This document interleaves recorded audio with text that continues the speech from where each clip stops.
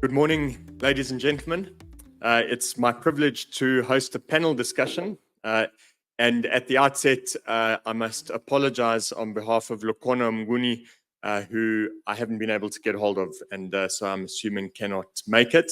I am very grateful for a last-minute replacement in the person of Mr. Gareth Morgan, who is the Executive Director at the City of Cape Town for Future Planning and Resilience.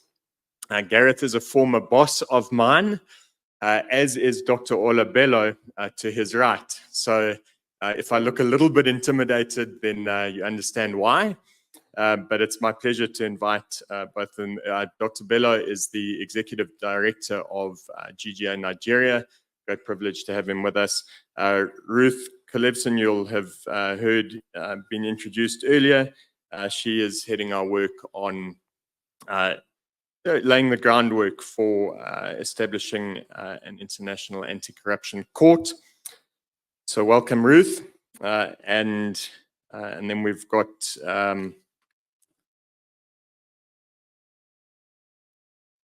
sorry, now I'm right. And we have Zukiswa N Mqolomba. It's difficult to get the Mqolomba right. So now I get it. They were a little bit better. Okay. So I've tried.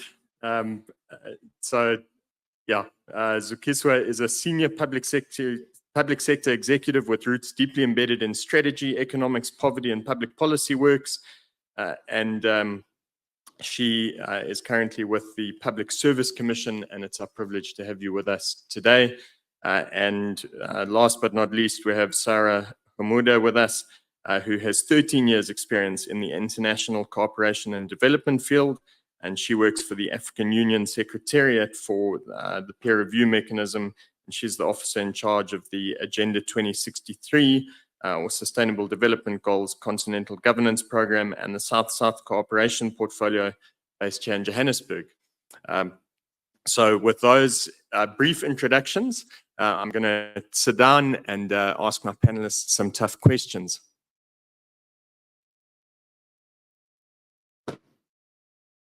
Yeah. Okay. So, technical team, if we can have Sara's slides, that'd be great. So we've had two fantastic keynote addresses this morning, one from an African Union perspective, African Union and some mention of Agenda 2063, and then of course a reflection from Justice Richard Goldstone on the way in which corruption, grand corruption especially, is not simply a continental problem, it's an international problem, and while we're having to strengthen democracy and the rule of law, we actually also have to deal with the international elements of corruption. So just at the outset then, I'd like to ask Sara to share with us just a little bit about Agenda 2063. What is Agenda 2063 for those who are not familiar, and what does it mean for the future of the continent? And Sara, I thought this would also be a good opportunity maybe for you to talk us through your recent governance ecosystem report. And I'm also interested in the efficacy of the APMR and your emphasis maybe on electoral reform. There's a lot to get through, but for the sake of time, I'm going to ask all participants to just keep their replies short, and I'll try and keep the conversation relatively interactive and engaging, and we'll have some time for questions afterwards. But Sara, over to you. Thank you very much, Dr. Ross. Good morning, everybody, and all protocols are observed for the sake of time. I'm delighted to be part of this panel, and I'm here to share some insights, of course, after the legendary Ambassador Sara Hamouda, some insights from the African Union, and particularly the African peer review mechanism on what we do to promote good governance in the continent within the framework of Agenda 2063 and SDGs.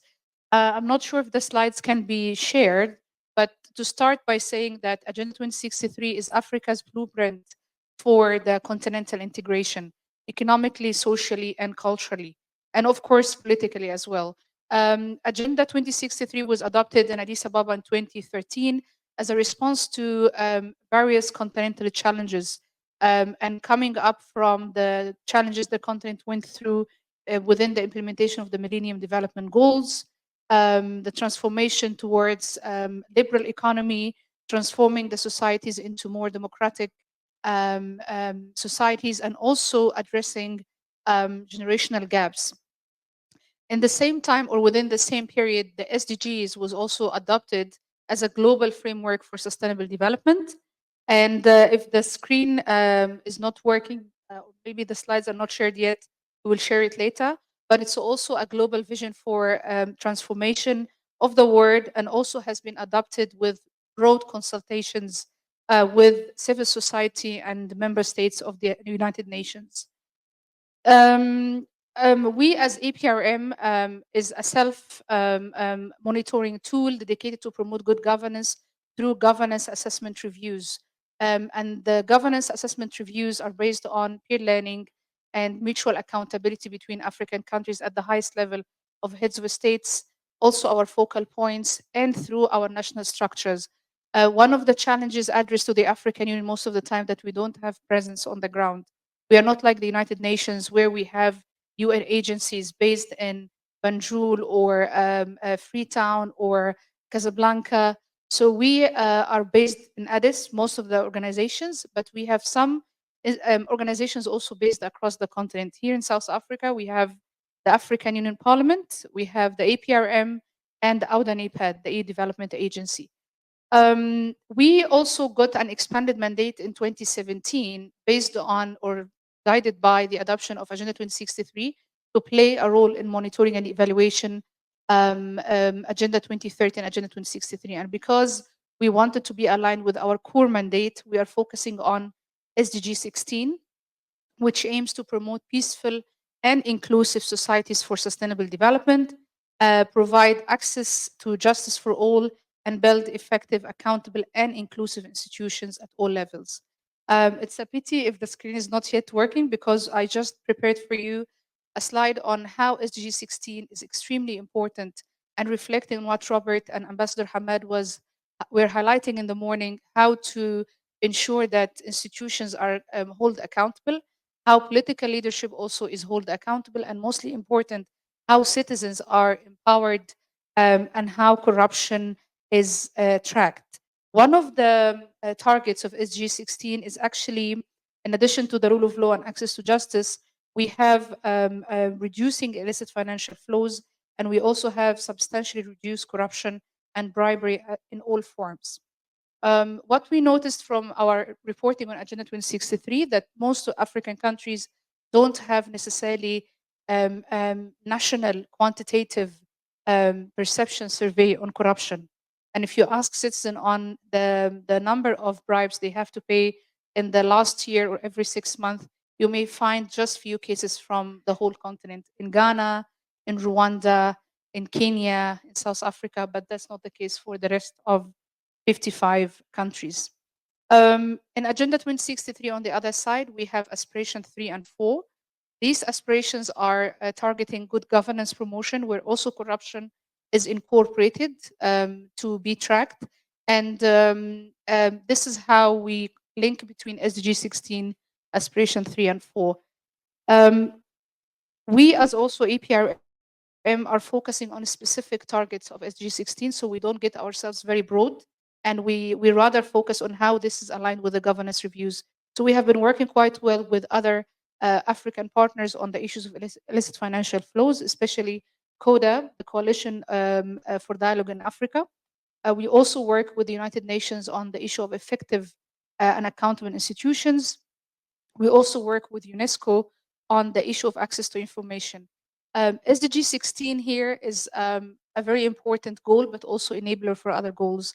So for instance, there's a research has been conducted to found that if SDG 16 is implemented adequately, especially access to information and digital ID production, it contributes to eliminating gender violence in some African countries. We also work heavily on the issue of constitutionalism, rule of law, elections, and I'm glad to say that last year we worked with the AGA Secretariat, of course, on annual basis on the production of the Africa Governance Report. It's a flagship report produced every 2 years to generate Africa, I would say African knowledge on governance trends in the continent with a special theme. And last year, the theme was unconstitutional change of government in Africa, with 6 targeted reviews for 6 African countries. And this is where also corruption was highlighted as an issue to strengthen trust between citizen and government. Let me end by saying that now we have just achieved 10 years of Agenda 2063, and we are moving to the second 10-year implementation plan, where we look forward to work with GGA on the implementation of Moonshot 3, which is just an adequate or adverse title for Aspiration 3.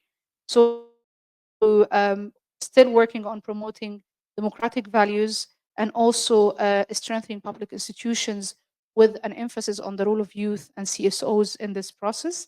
We also work through our reviews in empowering political transformation and the electoral reforms in our member states. And we are glad to report that after the second generation review of South Africa, which was conducted in 2021, 2022, I think it was launched by President Ramaphosa last year. We noticed that in the latest elections of South Africa, there has been acceptance of the APRM recommendations towards electoral reforms. So let me stop here, and I thank you once again for the invitation and look forward to a very successful panel. Thank you. An ability to enforce our policy frameworks and criminal legislative frameworks has actually contributed to why corruption is not effectively being addressed in the country. Even compromised ethics, morality, and morale within the public service has contributed towards this issue of corruption in the country. So I think our society, seemingly, when it comes to our values, our morality and morale, over the years has degenerated as a country.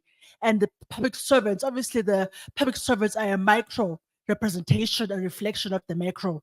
So the issue of not reporting misconduct or even facilitating and being part of misconduct in the public service is part of the grander narrative of the devalued value system within our society, which needs to be addressed. Lack of morals and moral authorities and ethical values within our society. I've already mentioned the issue of fear of repercussions. People are afraid to lose their jobs when they do report instances of corruption in the public service. Most importantly, they're also afraid to lose their lives.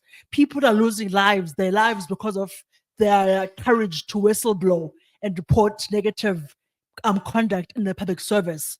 Political interference also, the intersection between the politics and the administrative also exacerbates corruption in the country, which is why we actually do promote professionalization of the public service, which also insinuates and is in an extended manner also kind of builds an argument that there needs to be the administrative interface needs to be insulated from politicians who are corrupt and who are disruptive and actually are promoting corrupt activities in the public service.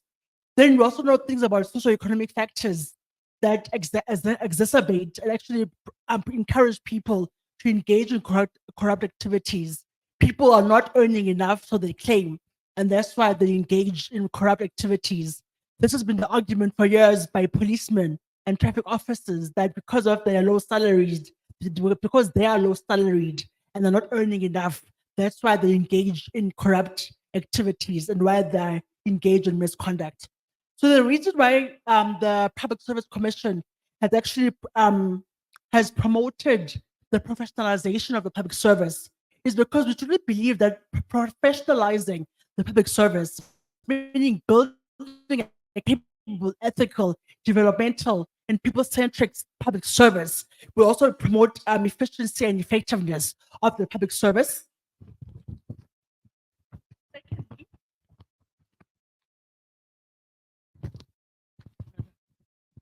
We also promote accountability and transparency.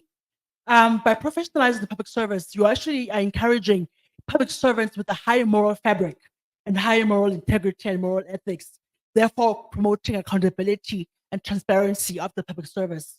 You're also promoting stability and continuity because by having professional servants who are technically competent to deliver public services for the public good, especially for marginalized communities, you're building stability within the society, not just within the public service, and also encouraging continuity. Capacity building is an important component of professionalization, obviously, because people do need to be trained, to be capacitated to deliver on their mandates and their roles within the public service.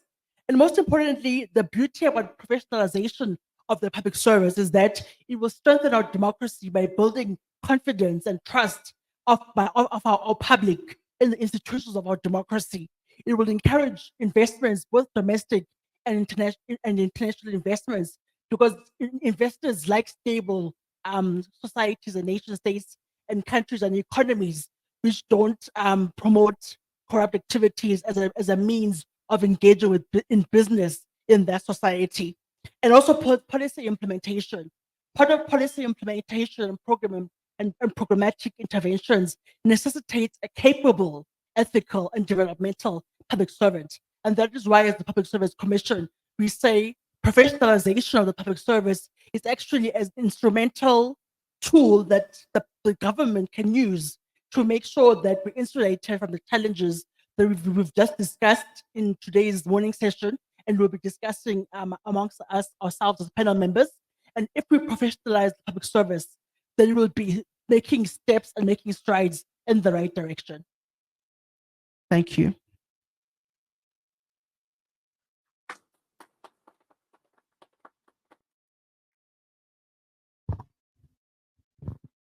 Great, Zuki. Thank you very much.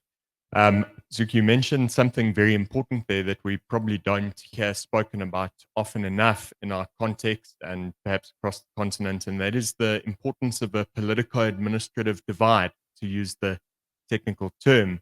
And so that provides a useful means of coming to Gareth. And Gareth is, as I said, the Executive Director of Future Planning and Resilience at the City of Cape Town. Sorry, son, guys. I know that I'm reverberating here, which is probably difficult for the people online. So, but Gareth, I wanted to come to you on that note and just say one of the things we've noted is that the City of Cape Town seems particularly good at maintaining a politico-administrative divide and a professional working relationship between the political system and the executive management team. So maybe you could just talk to us through that, and later, of course, we'll get into awards. But we do want to recognize the City of Cape Town as being exemplary among metros in South Africa for having attained this, and so there are plenty of lessons to learn. And Gareth, I wonder if you could then also speak to the possibilities engendered by a government of national unity, otherwise known as a grand coalition. If Lukhona was here, he'd be telling me that there's no such thing as a GNU, but for the sake of nomenclature, let's speak about it as such. Gareth, over to you.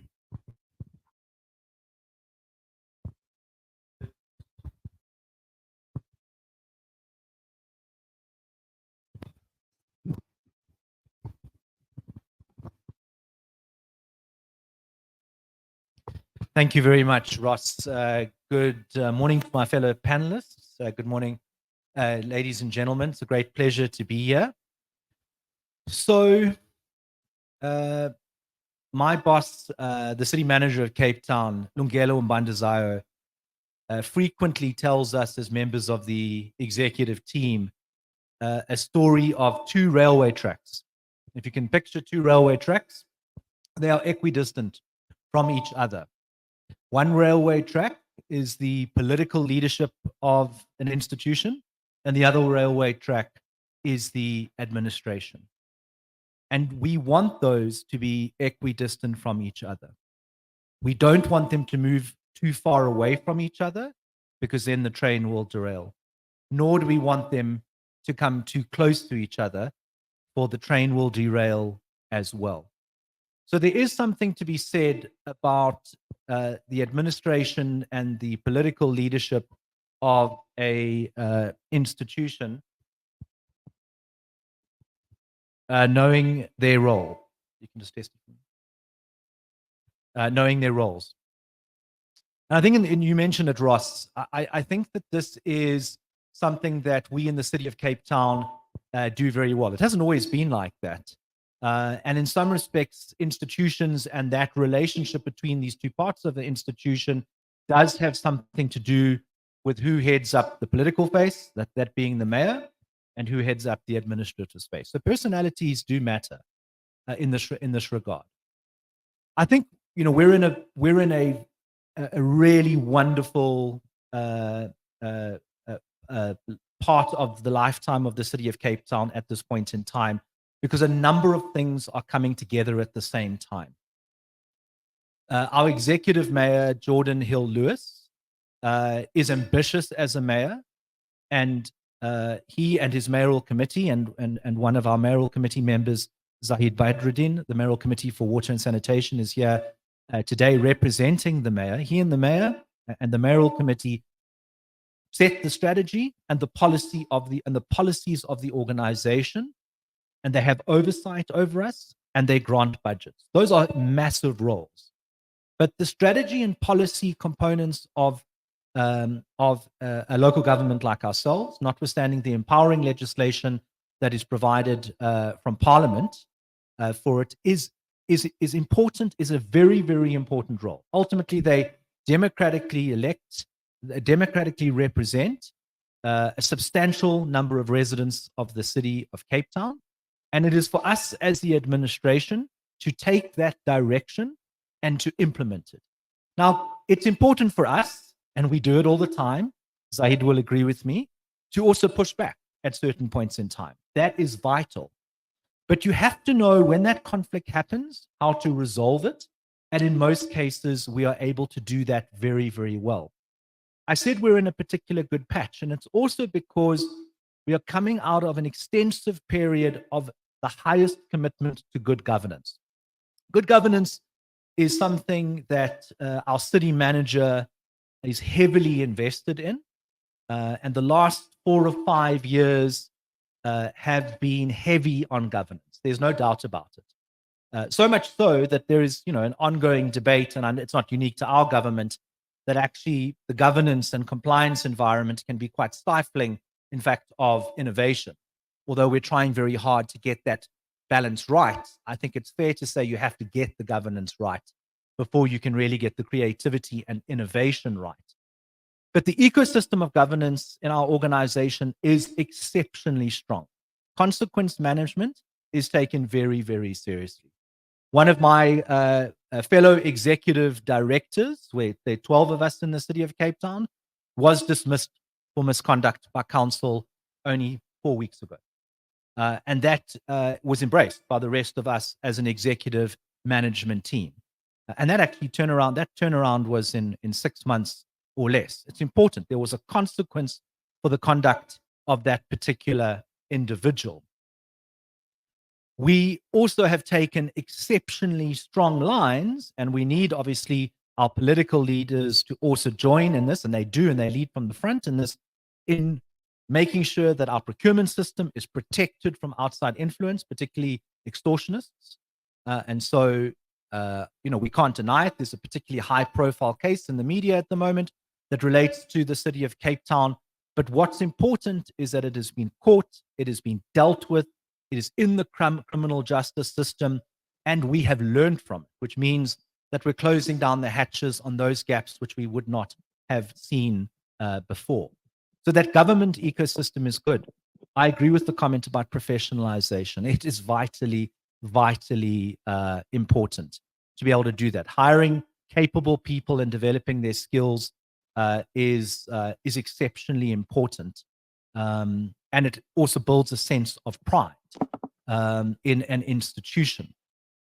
Moving on to the GNU, and I'd love to talk more about governance if there are follow-up questions. So I think it would be fair to say, and I'll obviously answer this from where I sit in local government. That's the only real way I can answer it. The voters spoke, and they delivered a particular outcome. And a range of political parties found each other at a national, and I guess key to say at a national level, because it's not evident they found each other at other levels. And I think that that is a very, very important development. And I'm not going to comment on politics because as a good civil servant, I don't tend to do that. But what I am interested about is how one manages conflict in that particular area. And I have noticed from commentators' point of view in the last few weeks that it's not just the government that has to learn how to do that. It's actually civil society and the analysts and the commentators. Because why would we expect that GNU to be able to function at a high performing rate within only 2 months of being set up?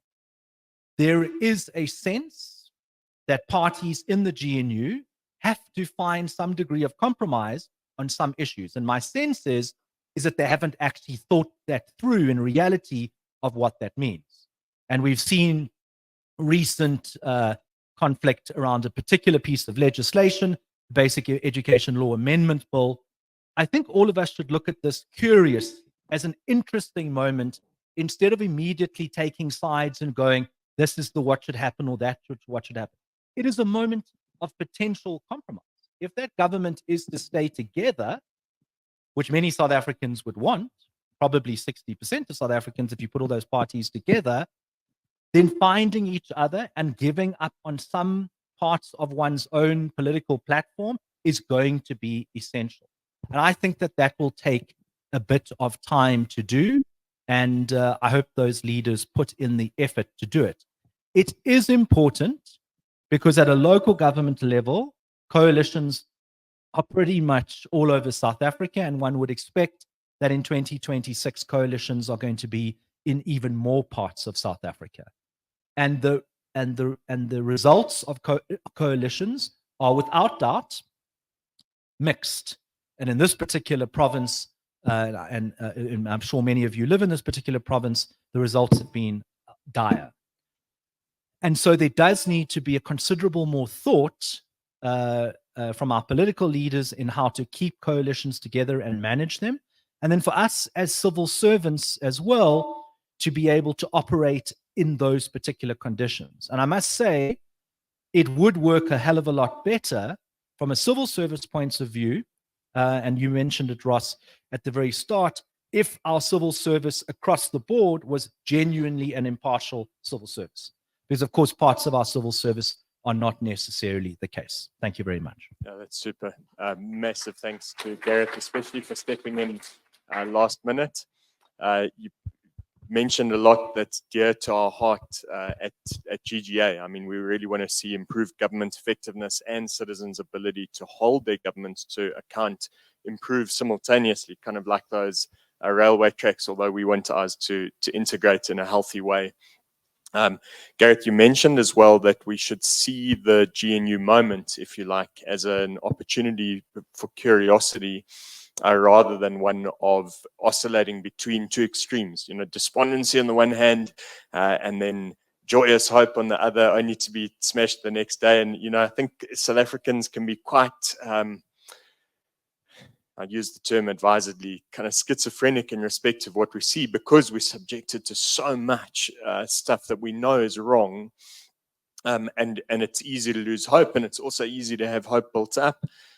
But I think it's very helpful perspective to see this as a moment of opportunity and to understand that we're on a journey of maturation and there does need to be a level of maturity in how we manage this moment. And from a governance perspective, there need to be mechanisms put in place to try and reduce the volatility associated with coalitions. And that's also quite close to our hearts at GGA. Ola, I want to come to you now. Ola has often said to me, Ross, governance is felt at the local level, you know, which coheres much with what Gareth's been talking about. And Ola, I just wanted to ask you a bit about your experience in Nigeria. You've been back in Nigeria for 10 years after having lived in Cape Town, which we've heard about now. What is your experience of trying to advance good governance in Nigeria been like? And then Ola, I wonder if you could also then just locate that conversation about governance being felt at the local level. You know, if you drive over a pothole, you know that governance is not happening. You know, sometimes governance is a bit of an ethereal thing to define, but it is felt. Its absence certainly is felt. And so could you talk to Nigeria? And then also, could you locate that within the context of what's going on internationally? You know, we're living in a troublesome international moment. If you read the news headlines this morning, you'd have seen we're living in geopolitically volatile and tense times. So could you kind of maybe speak to that as a secondary point, and then Ruth will come to you because that kind of segues into this question of how to deal with corruption at an international level, and then I'll bring it back to the local level, and then we'll open up for conversation. Ola, over to you, sir.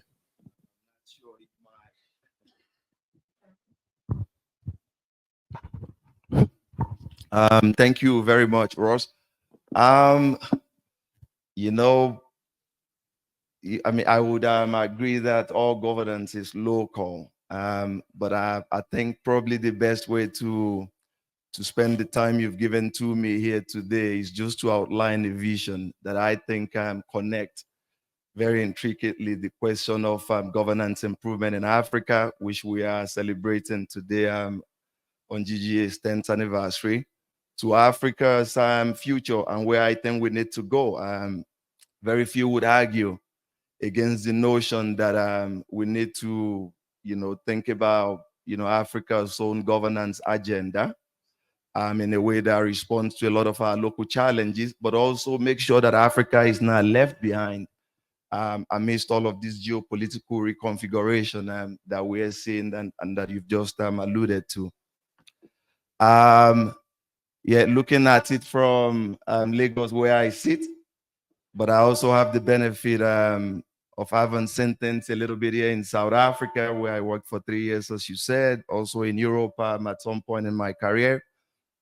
I do think that the most important thing for Africa at this time would be to begin to highlight the potential role of our private sector in connection to governance improvement, but also helping to position Africa better in this emerging, global picture.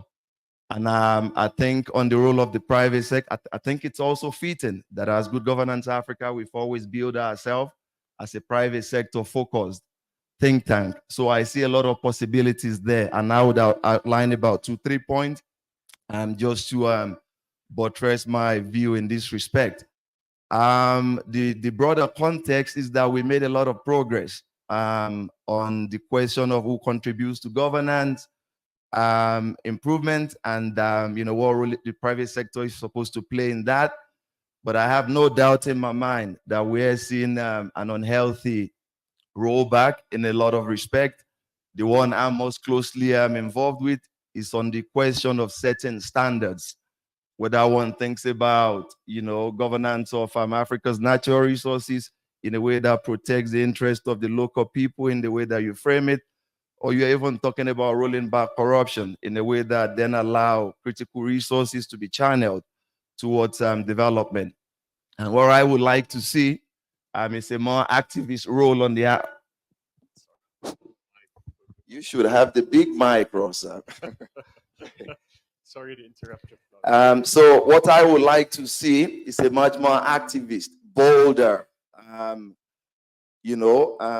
play on the part of the African private sector, because I think without it, we're going to essentially be stuck in this new emerging context as a governance laggard, but also as a continent that does not have much influence when it comes to shaping global outcomes. So in that respect, I would argue that the private sector has always said, we're primarily responsible for the business we manage and the number of contending interests we have to manage. You can take stance on some political issues, but we also have to be mindful of the way that this plays out with all of the different constituencies we answer to. I think that's necessarily a backward-looking, position. I think a lot more can be done. my feeling is that we talked a lot about ESG up until this point. You know, you've seen businesses being active on the question of helping to preserve the environment in Africa, being good corporate social citizens.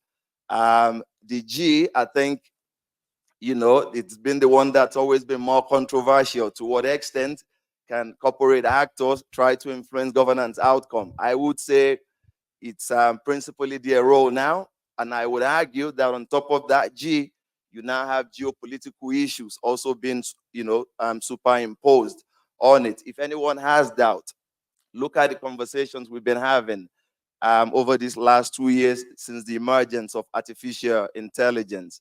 The guardrails that have been set, Africa's voice has been largely absent there.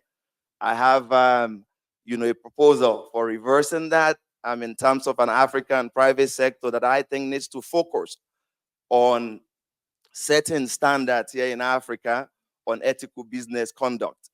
The whole pressure, talking about geopolitics again, about reshoring, people wanting to source things in an environment where they think they have more, you know, friendlier, you know, partners. I think it's a great opportunity for Africa. When I look at what happened on our continent since as far back as 94 with South Africa's transition, we've seen South African multinationals go out on the continent. They've mostly made money. I'm not talk so much about questions of governance. I think in the next iteration that has to change. I think increasingly you see them being supported by an equally vibrant private sector emerging from other parts of Africa. I would talk about the Dangote conglomerate, some of the less known Nigerian big players like BUA, certainly our banking sector. They're ambitious and they're going out into Africa.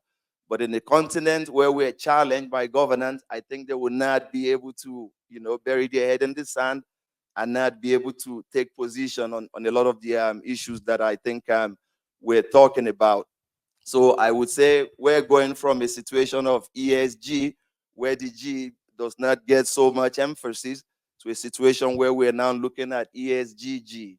It's not just companies being expected to speak up on the question of governance, but where geopolitical considerations are concerned, that they're also being asked to contribute. You see that very clearly on the part of the Western countries, China, US, the war over chips and all of that, you know, shoring, reshoring. Companies have been present to that. In Africa, I think we've not even begun to answer a lot of the questions that we need to answer and formulate a strategy for engaging all of these. So I think business sometimes is thought of as something that's external to governance. I think for me, it's integral to it. When you talk about geopolitics, Africa is not a major military power. We export a lot of music and films out of Nigeria, but some would say we're not even there yet in terms of being a major cultural power as a continent. But when it comes to the shape of the future global economy, Africa has a lot to say. A lot of the materials you need for that green transition would be coming out of Africa. When you talk about the labor force of the future, we've got it. It's just a question of adding that critical element of governance to it, and I think Africa can win the future, as Robert Rose likes to say. And to achieve that, I think the role of the private sector is primary. If you think I have 2 more minutes, I would have one more additional line of thought, but otherwise I'll stop there. And yeah, go for it. You've got 2 minutes. Okay. So I would say that when it comes to solution to some of these canvas I've laid out, we must do 2 things. The first, I think, is in terms of the standard setting in Africa that I talked about. We can be a leader in this respect. In any case, I think the world is fragmenting. A lot of what's happened in terms of transnational regulation, things like the EITI, the Kimberley process, in the post-Berlin Wall context, these things were possible. We're heading into a world now where I think they're going to become subject of really intense contestation. So it will be everybody fending for themselves, and I think Africa needs to make its presence felt in that regard. So if there is one thing I would argue for, and I think Ambassador Salah is in the room, he can help take this message back to Addis Ababa. We must begin to grapple very seriously with the question. We've done a lot of things around businesses and their role in Africa. We've tried to set standard, but I think we need something that's more overarching, more in a grand vision of how to do ethical business in Africa. And where we have our own private sector people being the principal driver of this, I think it's much easier. If we have a set of standard that then becomes, a benchmark, I think it will be much easier for multinationals, banking conglomerates from Nigeria, South Africa, to go out there and invest in different parts of Africa and be successful. And I think there will be less pushback when they speak up on things they think are not really consistent with Africa's ambition of improving its governance. I think this is important. The second element for me, and if we do that successfully, I think Africa can really shine, to set standard at a time when the world is fragmenting, so I think this is of crucial importance. The second thing I think is that charity must begin at home. You see, I think, like our politics, the way we do business, I also think, derives a lot from the colonial framing of our political economy. And I think probably it's time we move beyond that. In South Africa, you talk a lot about Ubuntu. In Nigeria, Mr. Astrop likes to talk about, ethical business making sense. Whichever way you dice it, I think the African private sector needs to understand that, we need a new normal, in terms of businesses that put right at the forefront of the way they operate the concept of respect, of community people, of grassroots, groups, of just respecting different, interests within society. I think if this becomes the norm, you will see more trust around what businesses are trying to do. You will see communities that are more supportive of business aspiration, and you would see the balance tilt. At the moment, I think a lot of citizens think of themselves as we also think in this way, citizens as lower level actors. The empowered actors are government and the private sector. That balance can shift. And people can begin to see the corporate as more an ally on their side, not necessarily adversarial to government, but people working within this triad together. And I think that will lead to a future of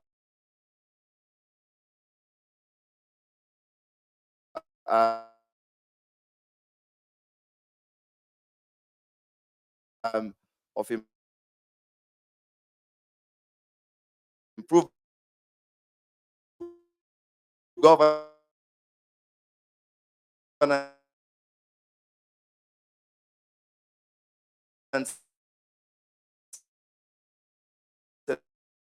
in Africa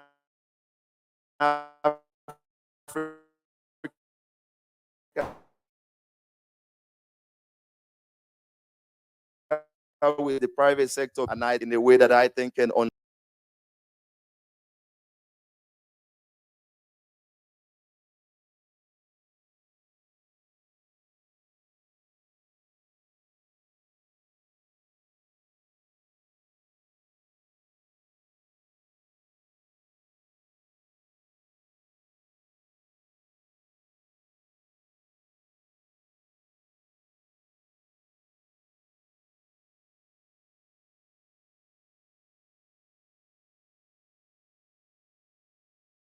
environmental responsibility are taken seriously. And it is important that there is a market disciplining mechanism. The private sector has a critical role to play. Certainly at GGA, we would encourage the private sector to think of themselves as development partners, contributing to institutional capacity building, really taking SDG 16 seriously for the sake of the long-term viability of the business. We want to encourage the private sector to view next quarter's returns as less important than the returns 20 years from now, and the shared value and taking communities and the environment seriously. One of the things that hasn't yet happened in this respect is, and this is coming to Ruth's domain, that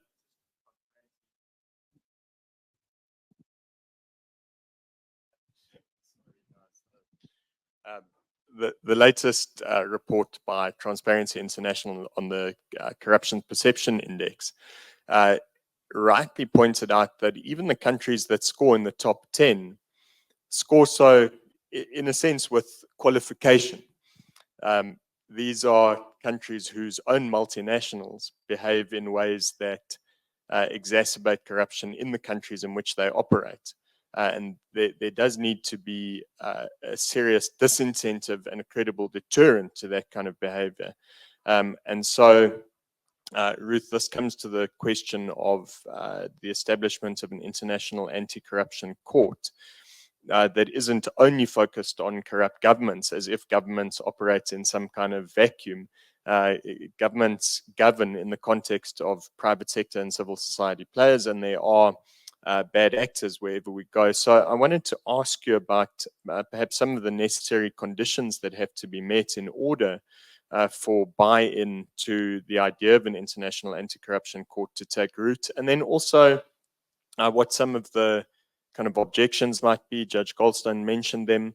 And then how do we, especially from an African perspective, encourage and ensure buy-in to the idea of an IACC, given the difficulties and challenges faced by the likes of the ICJ or the ICC? Can we make it work? Over to you.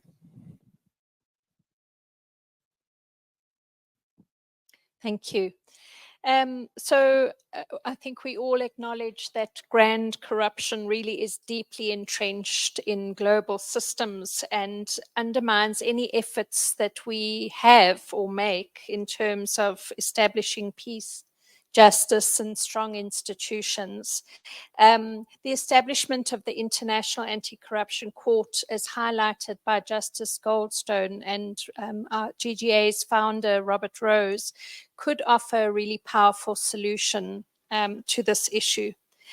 The IAC court will align itself with global anti-corruption efforts. It's not a separate initiative working against any of the mechanisms that are already in place, but this will bring accountability for corrupt practices, which we haven't seen before. Ambassador Hamad spoke earlier about the treaties and protocols and conventions that we have across Africa. We've been very proactive in terms of putting legislation in place, and very often far more advanced than some other countries in the world. But where the shortage has been with the enforcement. And often governments with all the will in the world are not able to put these treaties into legislation in their countries.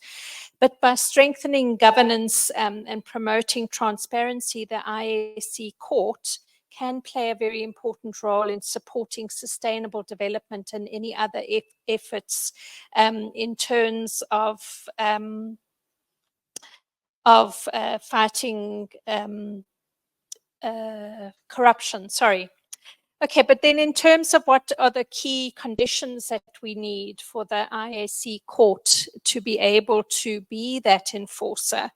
Firstly, it'll be very important for the court to have the legal mandate to be able to prosecute not only the corrupt government officials, but also their enablers, the transnational actors involved in aiding and bribing and money laundering. The second thing is that the IAC court needs to be backed by very strong enforcement tools, including international cooperation on extradition Ambassador Hamid spoke earlier about the need to be able to extradite people from foreign countries and have that cooperation. Then there's also asset recovery. Judge Goldstone spoke about the assets chamber that the court intends to establish as one of its key divisions. That will be very important, along with accessing banking and financial records. The IAC court also needs the power to be able to secure cooperation from the countries with financial secrecy laws. Then thirdly, and there are many essential things, but I'm highlighting three, the IAC court will need to work closely with domestic legal systems. This cannot be seen as something apart from the legal systems within countries. It needs to be something that it strengthens local anti-corruption institutions where necessary, and also ensuring that any judgments are recognized and enforced within the individual countries. So to your second part of the question in terms of what the debate is about, the experts that Judge Goldstone referred to earlier who are working on the treaty are looking at case studies of other institutions that have been established via treaty, protocol, convention, and are using those as learning opportunities. The starting point was the Rome Statute and looking at the ICC and other courts and where they have been successful and perhaps needed some bolstering. All of that thinking is being included in the thinking. Thank you.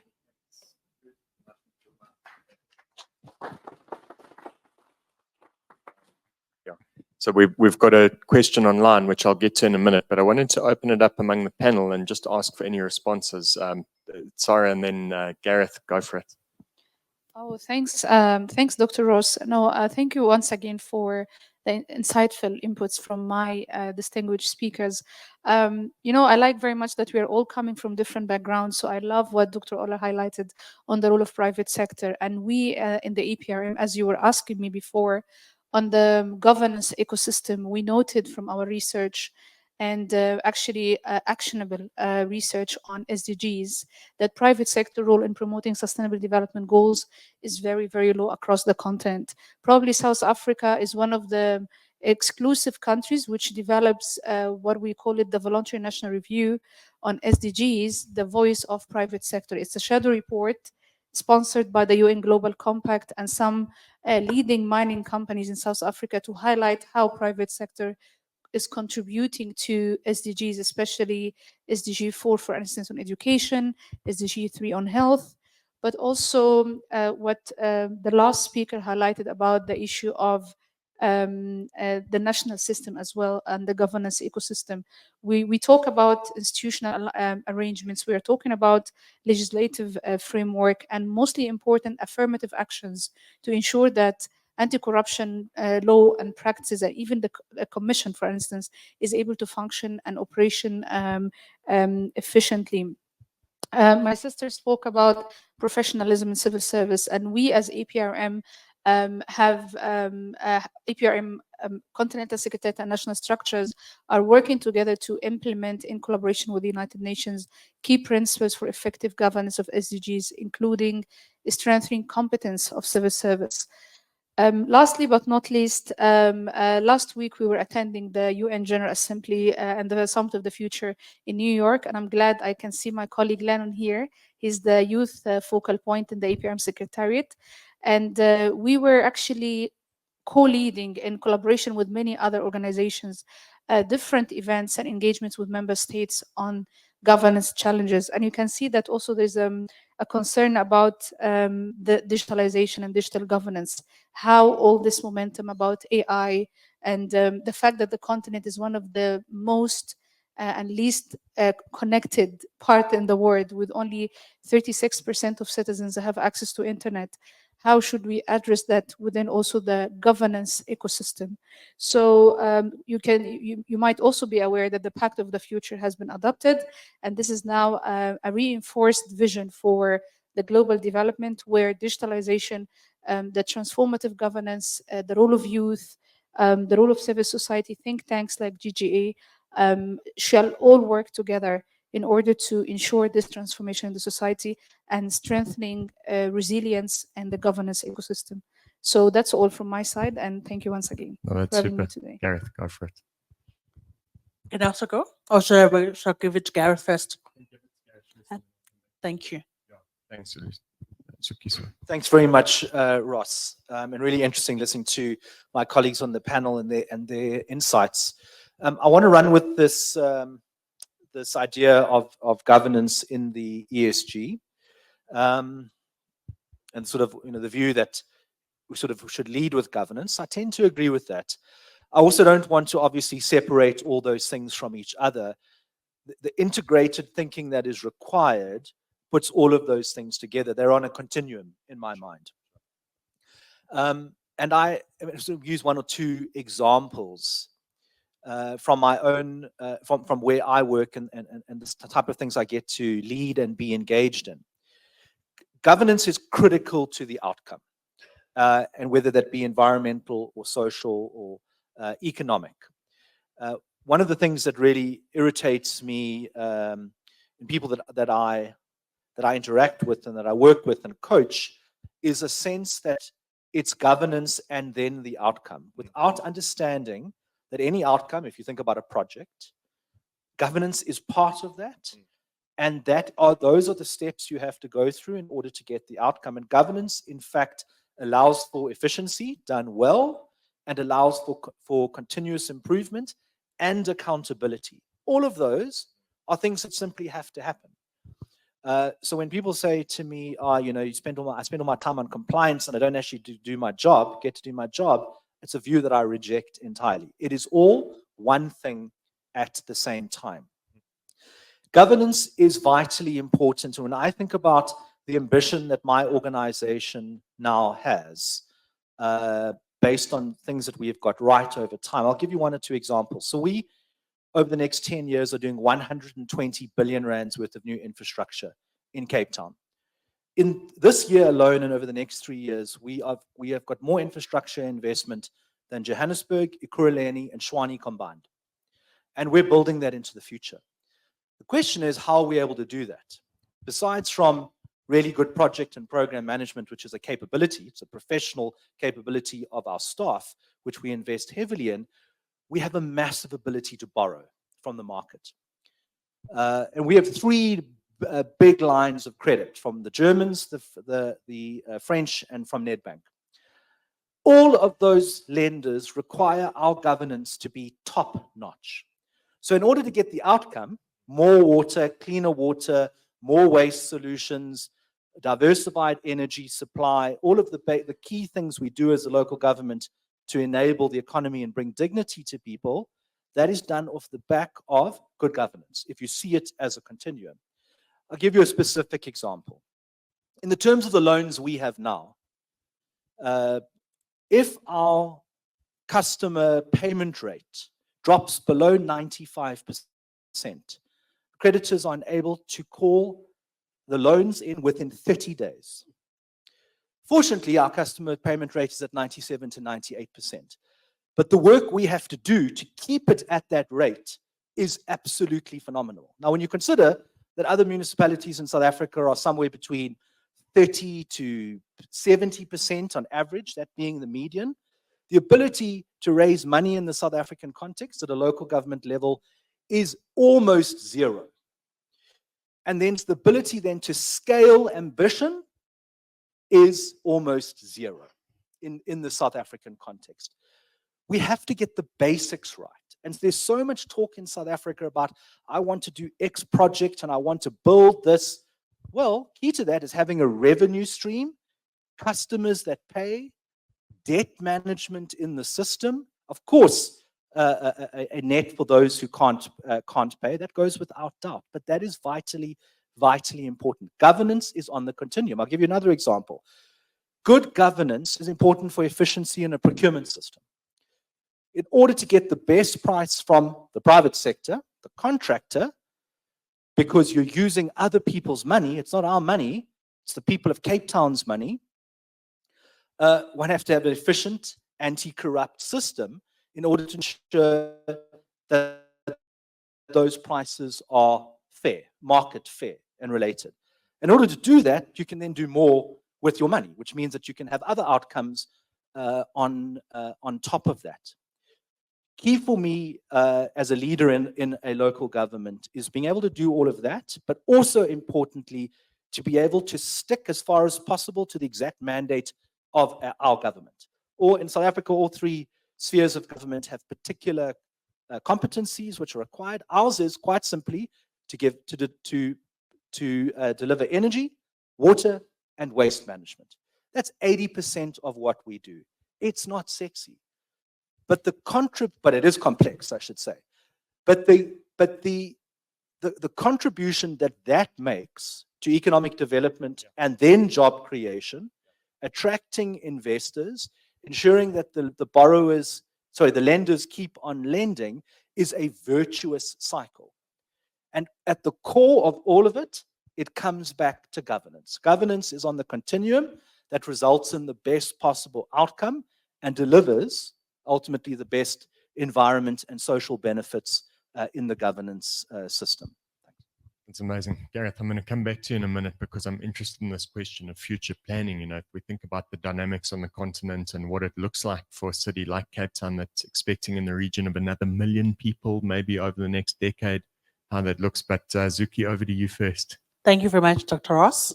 So thank you very much to all the panel members. I really enjoyed the inputs, the perspectives that come from multiple sectors, multiple backgrounds. And I think for me, I just have 2 comments to make for Ruth and Gareth. I think for me, a precondition for the success of the International Anti-Corruption Court is local support and local ownership.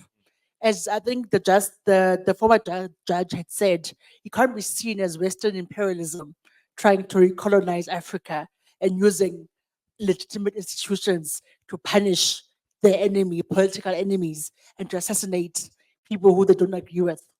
So it needs to be seen as an internationally owned, as a locally owned institution that enjoys local support and is not seen as punitive to people who differ with Western imperialism and the new forms of colonialism that we are expecting to see on the continent. So I just wanted to also emphasize that point as a precondition for the success of the IAC. And I think, Gareth, I like the point you made about the JNU. It's only been 2 months. And I think it's good to expect a lot, but let's give them an opportunity and a chance to succeed or to fail. We are given opportunities through crisis management to reflect on the learnings that can be made, to improve and strengthen our institutions and improve on the leadership we provide through the JNU. So I like the fact that just a reminder that it's been 2 months. Let's give them at least 5 years to succeed or fail and then make a judgment. Thank you. That's great. I mean, I think, within that context, it's important to have nodes of, or what we call pockets of effectiveness in the kind of development studies language. And presumably there'd be positive spillover effects. I think there's concern sometimes that, when you have successful cities like Cape Town, that they'd continue to kind of move on a trajectory that becomes a double-edged sword. You attract skilled migrants and you also attract people who, from across the continent are desperate for healthcare and education, which isn't being properly provided, as Ambassador mentioned right up front. So, Gareth, I wanted to come to you again just on this question of how you think about the future, because, we in a sense, we're reflecting on 10 years of governance and governance challenges that GGA has addressed and so on. And now we're looking to what the next 10 years holds, and maybe let's start just at a local level, and then I'll open it up to the panel. Let's have a vibrant conversation about that. So.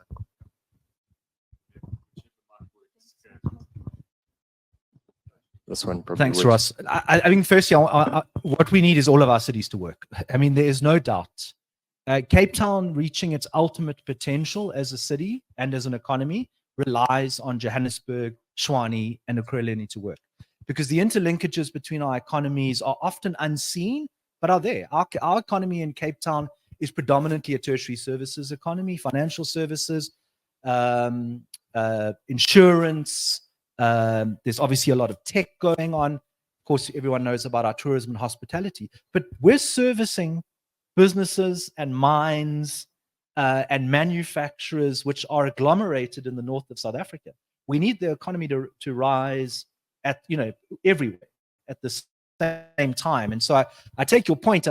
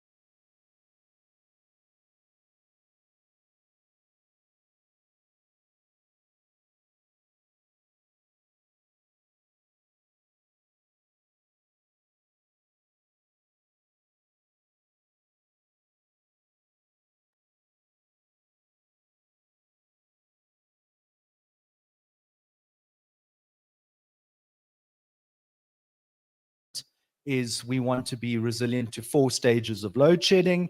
If indeed the data suggests that we are out of the worst of load shedding from a national level, we could always look at that again. But that requires contracting with independent power producers, which we're well down the line with, as well as enabling the private sector and households to invest in small scale embedded generation, for which we're now paying customers cash for putting their electricity back into the grid. On an annual basis now, we publish an infrastructure report. It's an exercise in accountability.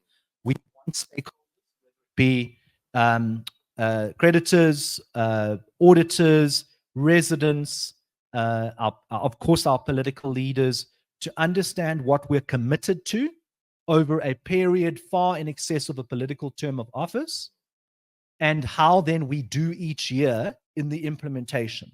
We take it from a risk point of view. We understand what is failing in terms of water. But of course, Councillor Badruddin will tell you, and he has to lead the front line of this. There are parts of our infrastructure which are not up to speed. It's about knowing what that is, where they are, and whether there are projects in our system to replace and renew that, which we're getting increasingly better at. And that is really what future planning is for us. My last point is, by the end of this financial year, we'll have a 2050 plan in place.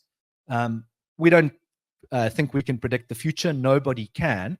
But we do think there are probably 3 to 4 high-level scenarios of where our city could go over the period. And not that we're necessarily aiming for one of those scenarios, but what is important for us is to work out for any of those particular futures, particularly if 1 or 2 of them are desirable, what do we need to be doing now in the next 2 to 5 years in order to give us the best shot and then of course to cycle that through a planning a plan. So those are some of the things we're doing in Cape Town, built off professional staff.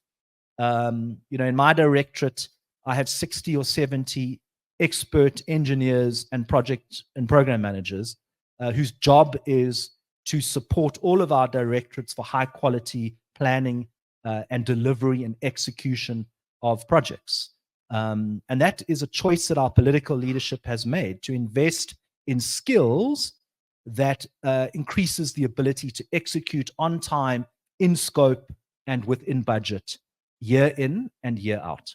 Yeah, Gareth, that's amazing. You know, I think something you mentioned there really struck a chord, and that is that you've got to build up a professional team that transcends or lives beyond the life of the political cycle, and that actually strengthens that politico-administrative divide, you know, and keeps your two tracks going in a way that's really sustainable for the future. So I love that.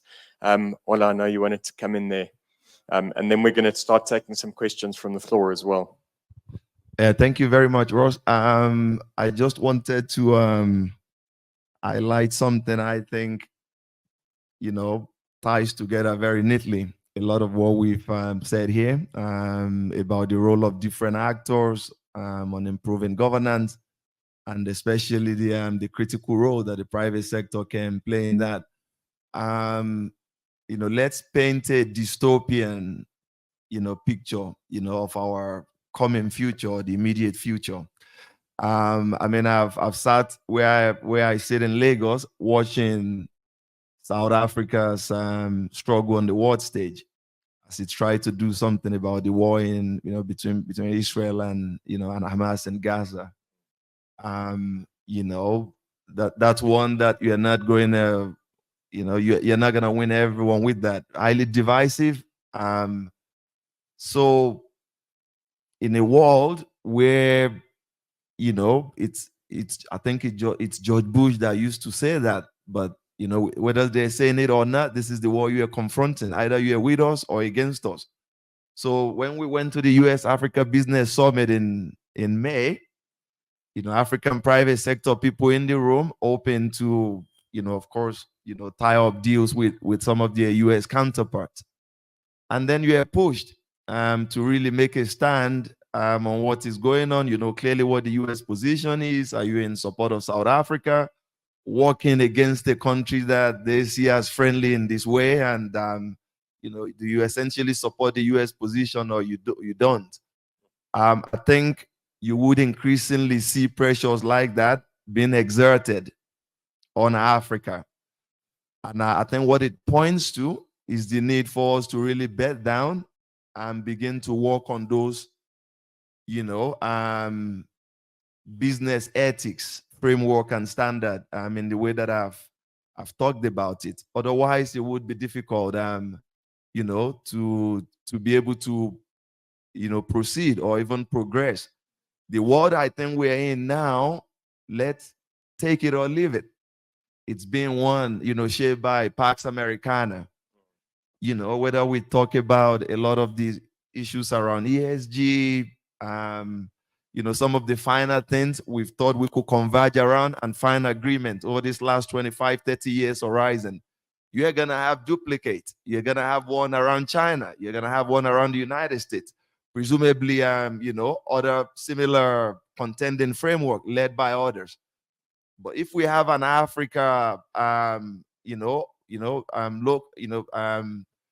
frameworks and standards that we've chewed, you know, thoroughly through, and it would be easier to say, look, this is where the Africans sit on this, and it's not just, you know, we as a single company or even Gigi as an entity, but this is essentially the African view on this, and these are the things we're doing in this respect. So I think it's of vital importance that even as the world retrenches into these different geopolitical blocks, that Africa begin to craft, you know, an essentially Africa-based position that I think we can take into the world to be able to navigate more nimbly the treacherous world that I think is emerging before us.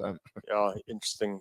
Well, in fact, I want to ask a bit of a left field question here, just tying up that treacherous geopolitical situation with the prospect of international coordination. You know, and part of why outfits like the UN Convention Against Corruption have struggled to work and so on is because, I mean, it's not just that there isn't really supranational authority. You know, in realist terms, in international relations, the US has called the shots. You know, and that's made, in some respects, made multilateralism difficult. You know, and so the talk in IR circles is multilateralism dead? You know, and here we're trying to build up appetite for an international anti-corruption court. That requires multilateral cooperation, and it seems quite a difficult thing to achieve in the context of increasing fragmentation and growing tension in the world. So, Ruth, maybe you could come in on that point.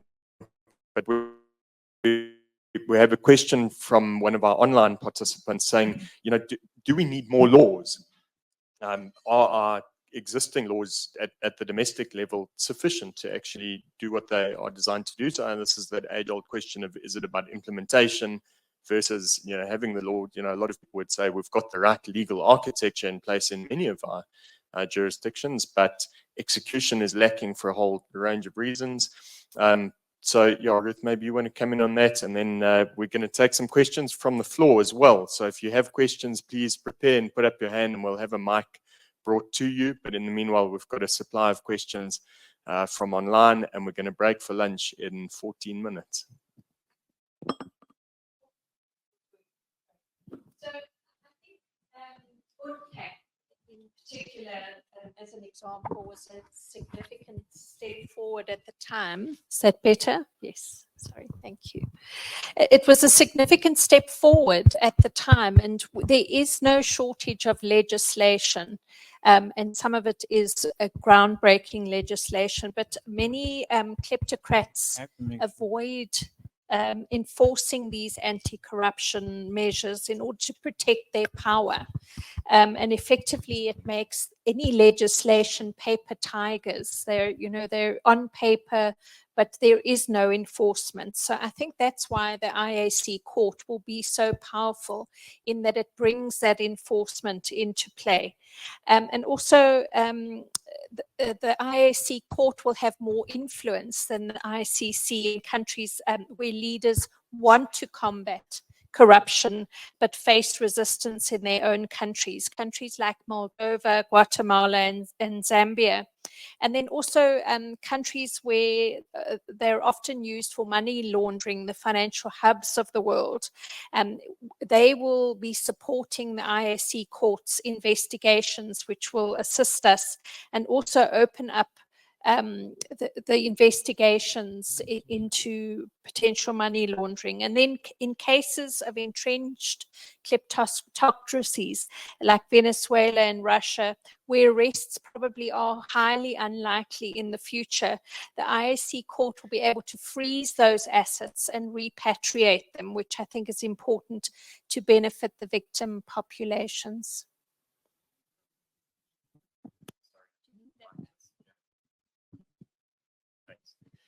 Okay, so I mean, I think these are extremely useful reflections. We've got a question again from somebody on our online audience, which is very kind of nitty-gritty governance. This is about the relationship between the board and the business, if you like. Does the principle of professionalism for improved governance apply to board members and directors of the boards and trusts, which are accounting officers in state-owned enterprises and SOCs? Zuki, I suppose that's a question you might want to take on.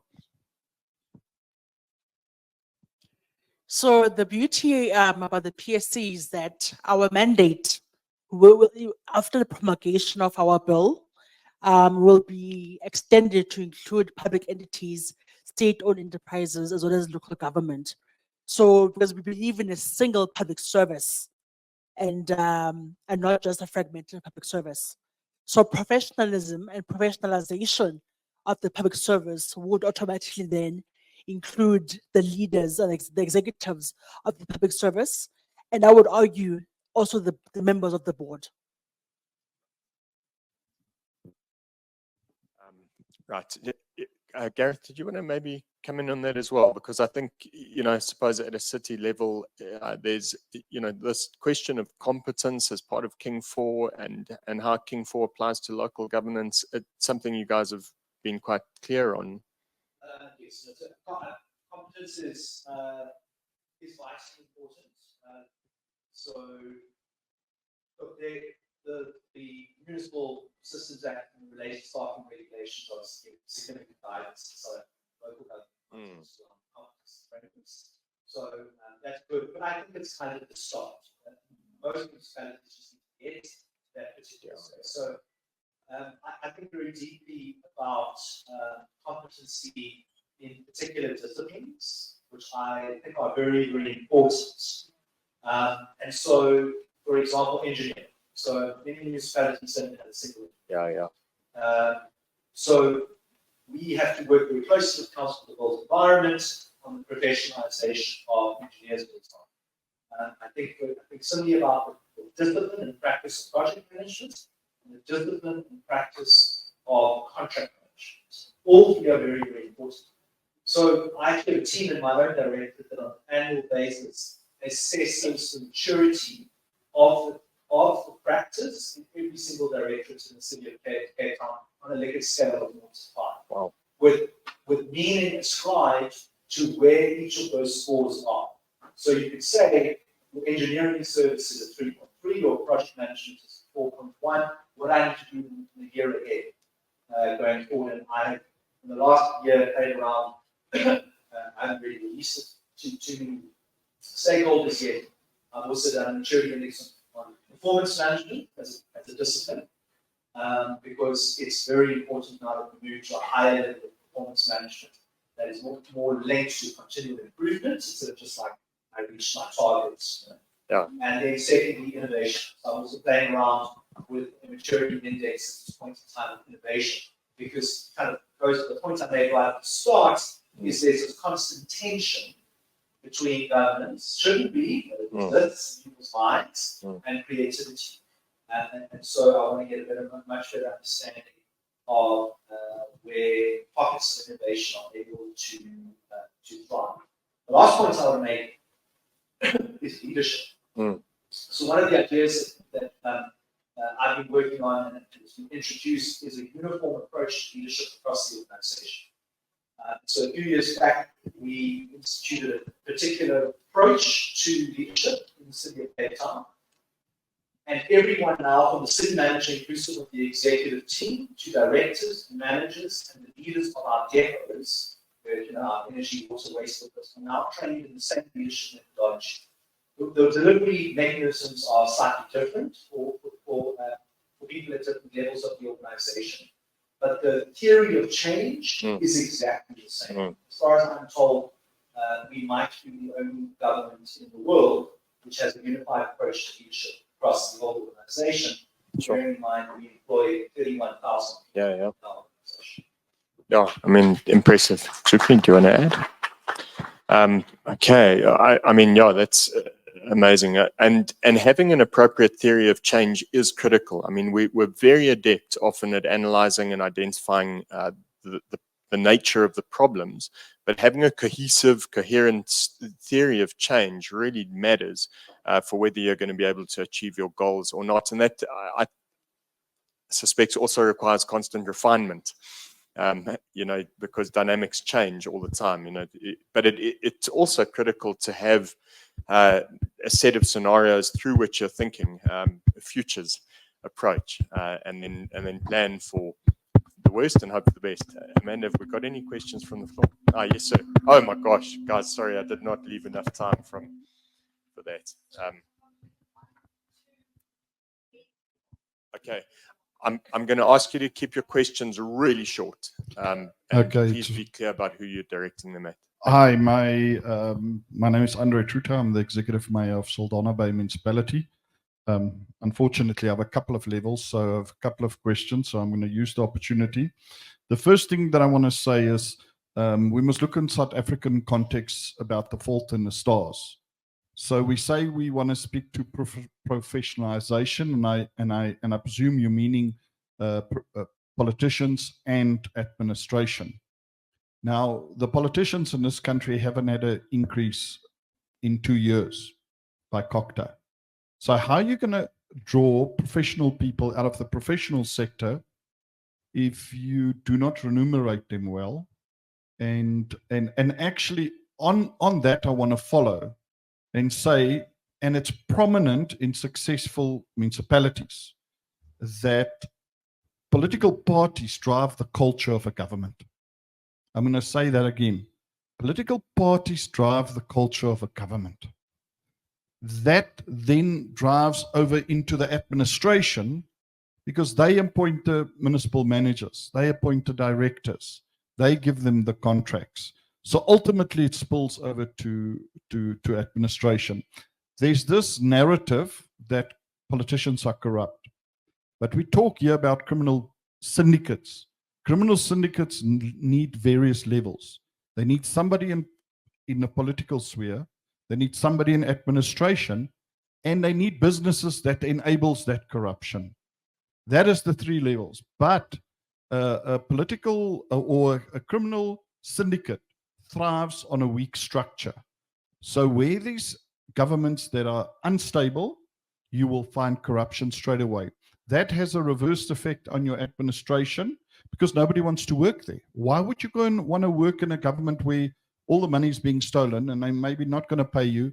So that is when you don't have engineers. We don't need professionalization in administration, because we've got guidelines of what an engineer must have. What must a municipal manager have? You need good governments that employ people that are properly qualified. That was the one thing I wanted to say. From the AU point of view, my submission and to the last speaker of local governments, there is a YouTube clip that says, mayors rule the world. Please go and look at it. That is the government the closest to the people. So it's no reflection on myself. It's not saying we're more important, but I think the way that we build a government is wrong.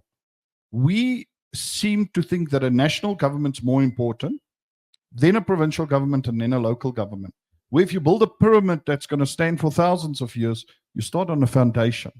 That's the government that's the closest to the people. So maybe also from the African Union, if you want to drive your message, don't work national, start at local. And my last comment that I want to make is from an African point of view is, why does local governments on African level not meet? Why don't they collaborate? They are the governments that is seeing to those services that Cape Town is speaking about, that enables a platform for business to thrive upon. So if that's wrong, you won't get economic growth, you won't get job creation, you won't get alleviation of poverty. In fact, I would risk to say that we as local governments do more work connecting internationally than we do on our continent. And that is where we should focus, and then we can talk about a continental approach. So on the last thing I wanted to say on the Grand Coalition, which some people call the GNU, I disagree. We shouldn't wait 5 years. If you're elected to be a national minister, you should perform from day one. And you do not look at what others are doing. You look at your sphere of influence, and we can see it in the Grand Coalition right now. There are pockets of excellence. You should ask, well, if they're all in the same environment, how are some pockets firing? And that you should investigate. We shouldn't wait for 5 years before government performs. You should perform from day one, otherwise you shouldn't be there. Thank you very much. Yeah, some interesting views. Thank you. Let's take the whole set, if you don't mind, and then we'll have a round of responses from the panel, which, you know, I'll close the panel out with closing remarks, and in that process, you can address any of the comments or questions that are made from the audience. I'm standing between you and lunch, so I don't want to be fired.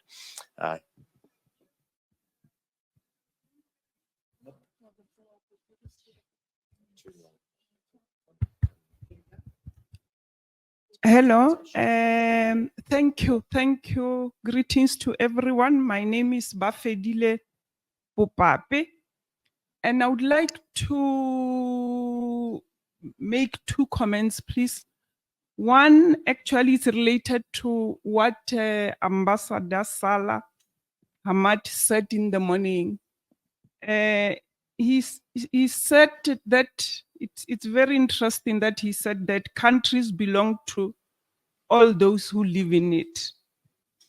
And I'm looking and I'm saying the mess that we find ourselves in definitely will not be changed or corrected by politicians or by the educated people only.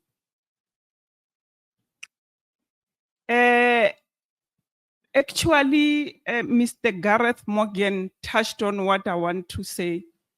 He talked about what I would call active citizenry. It's very important that our citizens need to understand what we mean by, for example, a democratic government.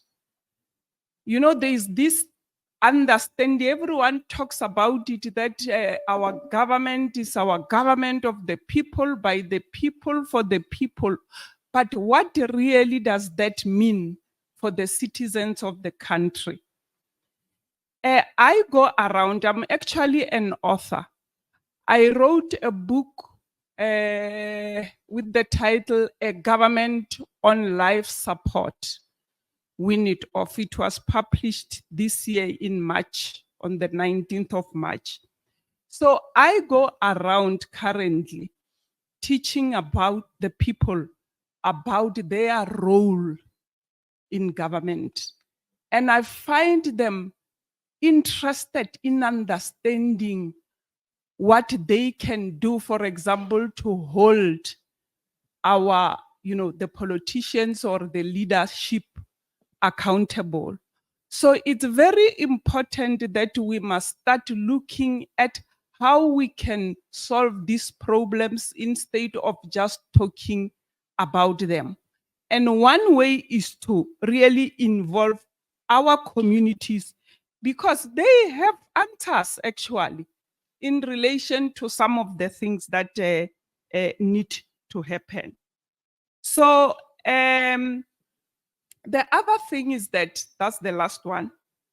Why governments and world leaders continue to fail us? It is important, and this is the issue that many people may not talk about it because they think it's far-fetched. You know, if you can read the book of Miles Monroe, Rediscovering the Kingdom, it talks about how different ideologies failed, socialism, capitalism, all the isms, they failed, including democracy itself. Democracy has failed. And why? Why are we failing, and why don't we seem to sit back and think of what is it that we are doing wrong? He talks about this ideology that will never fail because it was born in the heart of God. Simply put, if we think that we can deal with our problems without bringing God into our problems, we need to know that we will continue to fail. One of the things, when I talk of the citizens, the churches, I'm talking to the churches and I say, why is the country or the countries and the world failing when the church is there, and the church is there for value systems? I'm not going to talk long. Let me just stop here. Yeah, I think the message came through. Thank you. Thank you. Guys, we're going to take just one last question or comment from the floor, and then I'm going to ask my panelists to close us out.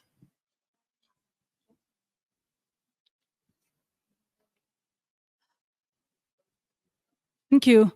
My name is Zanele Mngadi and I'm from Nedbank.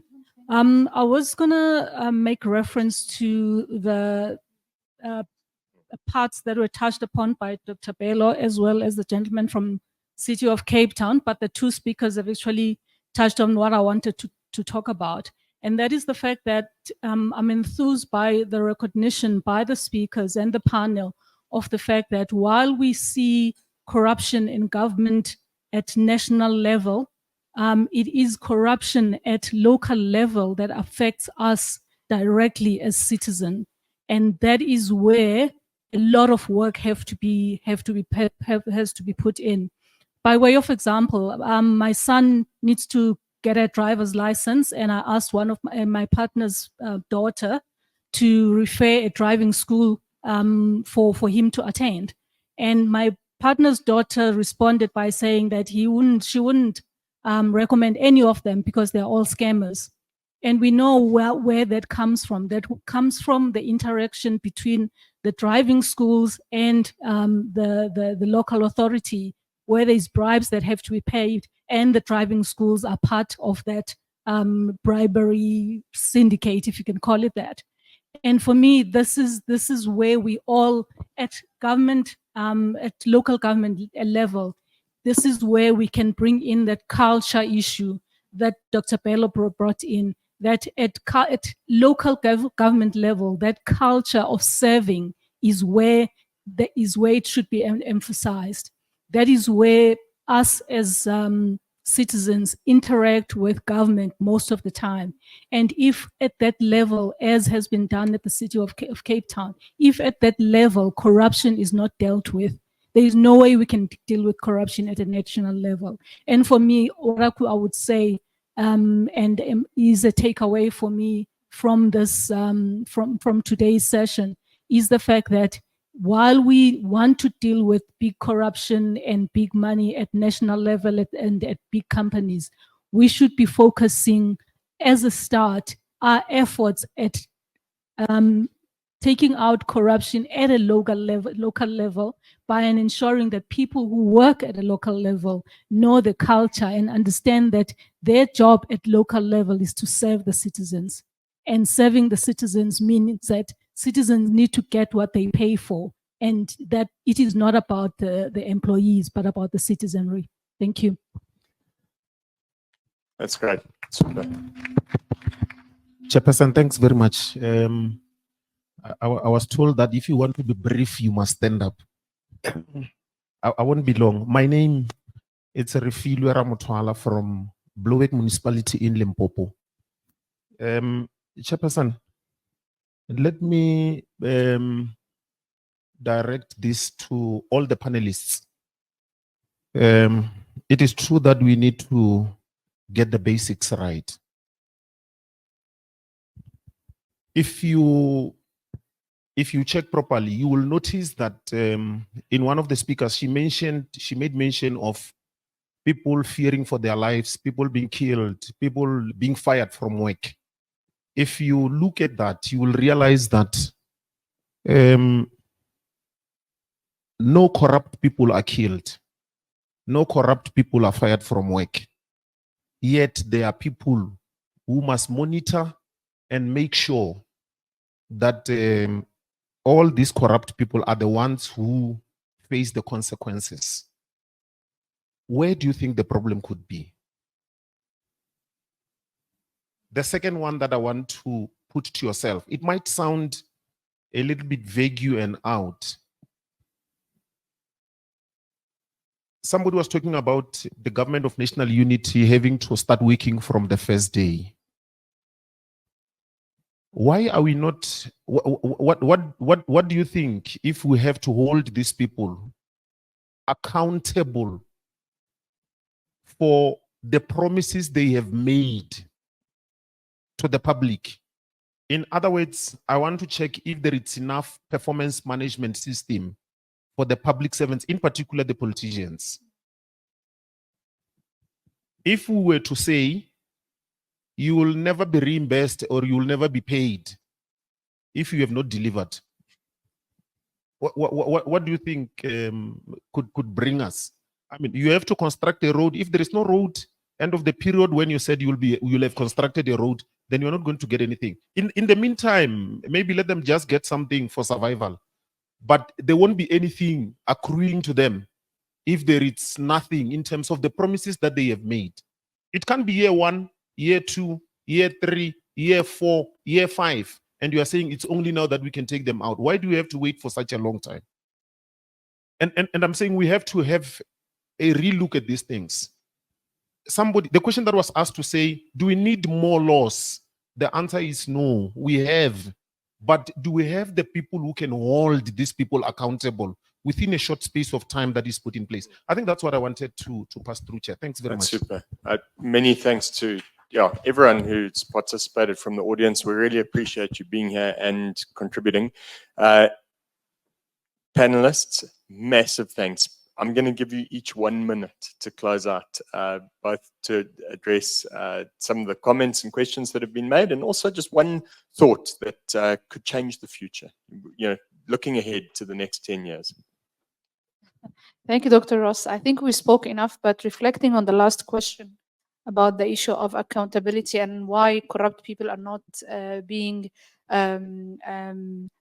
brought to accountability or justice, I think we definitely need strong oversight mechanisms at national level in order to guarantee that corruption is under control. I come from a country where corruption has also prevailed, in Egypt, and we have noted that in the past 5 to 6 years, the government has been working on establishing an anti-corruption authority, but also anti-corruption strategy for 5 years, where it has to be cascaded at local levels. And this is where my colleague from the city of Cape Town has been always talking about localization and how you should start by cities, start by local communities in order to nurture the culture of integrity and fighting corruption. And I can see now that Egypt ranking, and same for Kenya, in the International Transparency Index has slightly improved, just because they haven't only adopted the legislatives for anti-corruption, but also established strong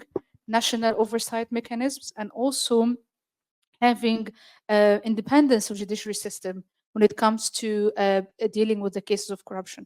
So thank you for your question. And moving ahead, I think the Pact for the Future, the second 10-year implementation plan of Agenda 2063 are very, very important frameworks that we should all collaborate to implement for our continent. Thank you very much.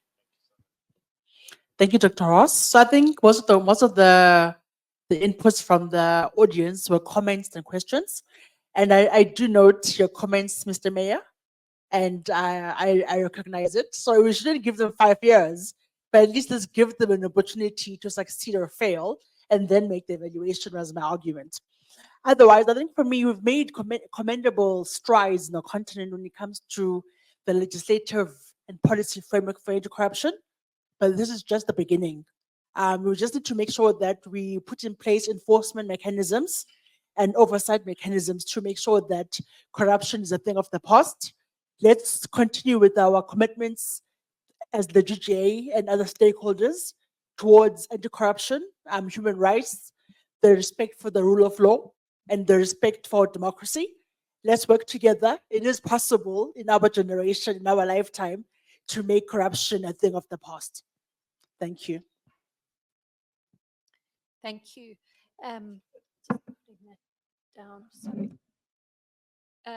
So, I mean, we all know that corruption robs resources from vulnerable communities, but it also threatens global stability. The refugee crisis is a good example of this. And making the International Anti-Corruption Court, establishing it, will set up an essential enforcer of existing international laws that will prosecute not only the corrupt officials, but also their networks that enable their crimes. My colleague spoke earlier about, and also from over there, the importance of public awareness and political support are essential for the establishment of the court. And Good Governance Africa's theory of change is around active citizenry, that through empowering communities, that's how we'll bring about the change that we need to see. And I believe that the time is now ripe for emphasizing action over rhetoric. Thank you. Mr. Mayor, I think mayors do rule the world. Benjamin Barber's famous thesis was very prominent 10 years ago, and it has dipped off a little bit. We need to bring it back. It's vitally important. I agree with you. We have three separate spheres of government. They all have their own roles. They're all important. And I do feel like, I think you do, that sometimes local government feels diminished as if it's a hierarchy when it's not. So we must fight back and affirm our space. I'm hoping the GNU, I'm sure you are as well, can be a space to allow for a bit more devolution of powers as well to municipalities, particularly well-functioning municipalities. Nobody needs to be sensitive about it at a national level. The outcome should be what guides that level of devolution. I agree that co-governance with, we didn't really chat about co-governance, came to a little bit. I think residents, I don't always like to talk about citizens because sometimes it can be a little bit exclusionary of people who are not citizens in our societies. But you know what I intend here. Co-governance with citizens is vitally important. Some parts of South Africa, a little bit in the habit that government is going to provide everything all the time. We're in a heavily fiscally constrained situation. I think our economic growth projections for the next 2 years or so are starting to look positive again. So we can possibly look towards brighter days of growth that is going to absorb jobs, create jobs, absorb labor. But there has to be co-governance in tricky situations. It means more people joining their neighborhood watch and not just relying on the SAPs. It doesn't mean that SAPs mustn't do their jobs, but they're not always going to do their jobs. It means more people protecting infrastructure from vandalism.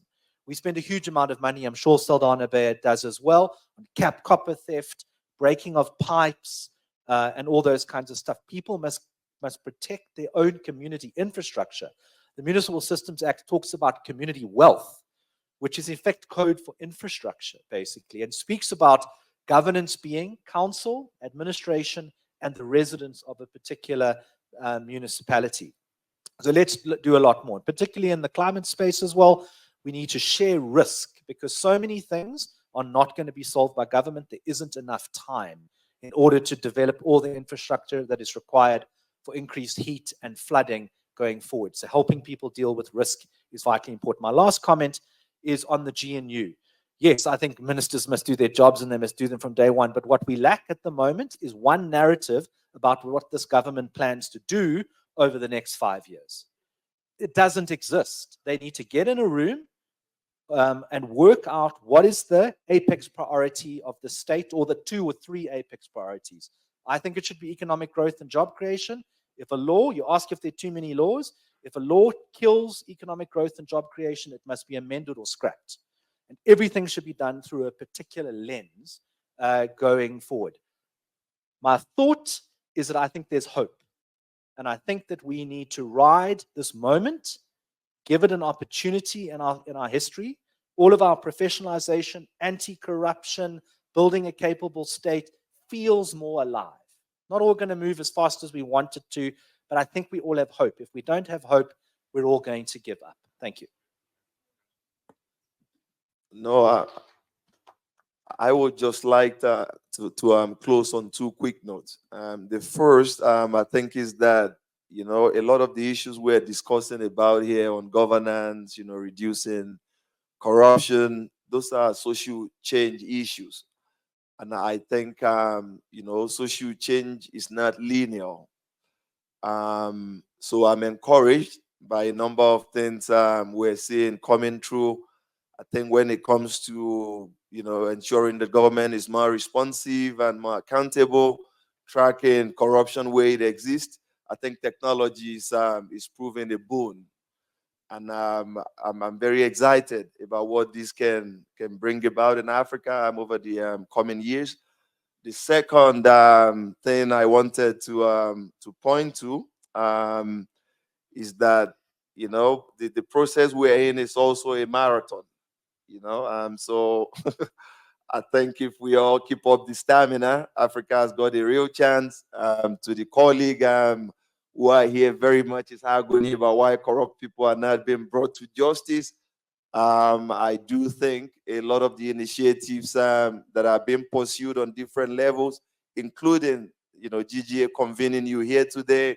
If citizens are more supportive of the different sort of initiatives we're pursuing, empowering the youth, raising level of awareness, getting citizens more engaged on the question of governance, not just during election, I think we've got a real chance in Africa of turning the dire governance outlook around.